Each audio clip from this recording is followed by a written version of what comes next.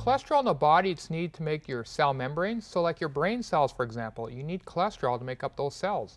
You need it to make up vitamin D. Of course, we need vitamin D for our bones, our immune system.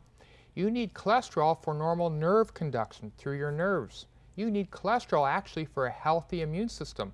So you can see cholesterol is essential for life, and so we can't get over-focused on lowering it too much because that can have health detrimental effects. With my patients, I look for their total cholesterol not to be below 150. I mean, typically on a lab test, you'll see total cholesterol should be less than 200.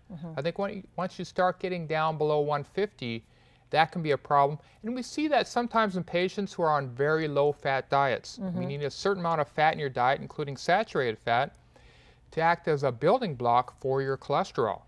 As far as LDL cholesterol, it used to be in conventional medicine, LDL cholesterol, often again they refer to as the bad cholesterol, they want it below 100. You know, you'll see the number 100. Used to be a value less than 130. But again, as we're seeing with research now, below 100 could have health, ill effects.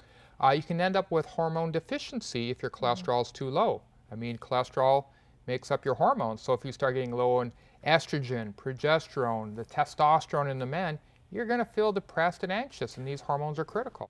Again, you need cholesterol for your cell membranes, for your neurotransmitter balance, for your hormone balance. So cholesterol, when it's too low, certainly can lead to things like depression, increased anxiety. You can have other nervous system disorders because cholesterol you need for normal nerve impulses. So again, you have to have cholesterol. We can normalize, we can balance cholesterol levels through diet and exercise, and if that's not sufficient, through specific nutritional supplements. It's going to help their energy, their moods, their immune system. So, there's a fine line between being too high and too low, but again, now we're starting to see if these medications people are using, these commonly prescribed statin drugs, a lot of people, their cholesterol level is too low. Okay, so getting someone off their statin drugs, they shouldn't do it by themselves. Right, you have to have a backup plan, again, a comprehensive plan of what you can do with diet, what you're going to do with supplements, what you're going to do with exercise. So I do take patients off these drugs all the time, but I have a very specific plan and monitor them. So once I get them off the statin drugs onto a natural protocol, I will then test their levels within 2 to 3 months and make sure, we have things balanced out. Normally when you go into your doctor's office and they run a cholesterol panel with you, what they typically order is a total cholesterol, the bad LDL cholesterol, the good HDL cholesterol, and something known as triglycerides, which are the fats in your blood. And there's some value to this type of testing, but emerging science has shown this really isn't a strong enough predictor of your cardiovascular risk.